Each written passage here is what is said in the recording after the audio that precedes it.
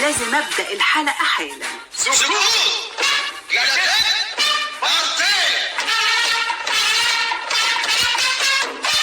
ايه ده لما تعش من شافك وحل بلحك وشافك رمضان كريم يا فوز. يلا بينا. اتفضلي. ايه الجو ده؟ انا بخاف. واللي يخاف من العفريت يطلع له. مفيش معاه دلال الشاطر.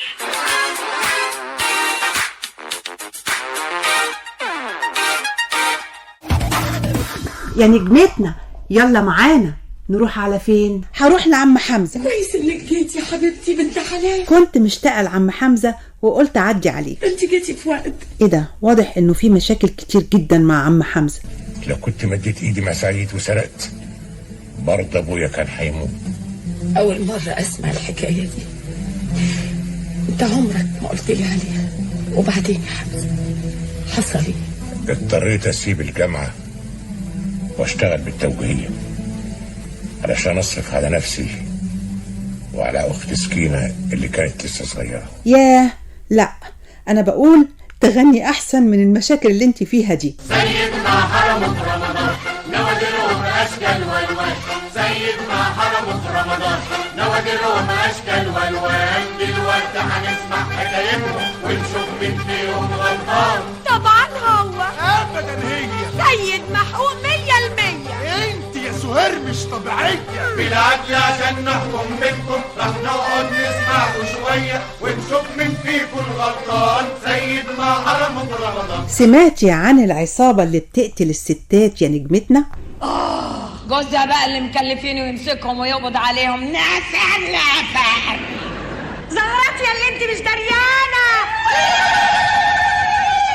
انت مين فيهم؟ انا سكينه. طيب. انت سكينة؟ الاموره الدلوعه الحلوه دي بنت العز واكل الوز. طب شوفي شغلك يا سكينة. سعدين شقيانين وتعبانين.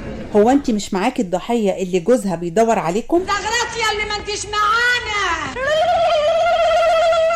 يا خسارتك يا سكينة، كنت فضلتي مع عبد العال. حسرة قلبي عليك وعليا كده وحداني. طز وماله زي تمام ما انا وحدانية. اي خيالي عمري بحاله. وانت قولي مين بيمسح دمعتك؟ مفيش. يا سوسكا يا جميلة. مين فتح لكم الباب؟ يا نهار، بعد ما خلصنا؟ مين قفل الباب؟ لا الحقوني. لازم اعرف مين اللي دخل هنا. هقولك. قوليلي في النهاية عايزة تقولي ايه لجمهورك؟ وحشتوني. ده انت اللي وحشتينا يا سوسكا. يا سوسكا يلي امتعتينا وقدمت لنا احلى الاعمال. حد ينساكي وحد ينسى. يا ناس ياهو. ومين وليل عسل وجناب السفير وحدوتة مصرية والسيد قشطة ولا على الرصيف وعطية الإرهابية.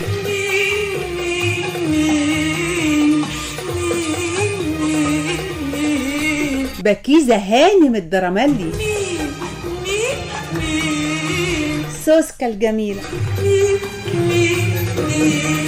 سكينة. زغرات يا اللي ما انتش معانا.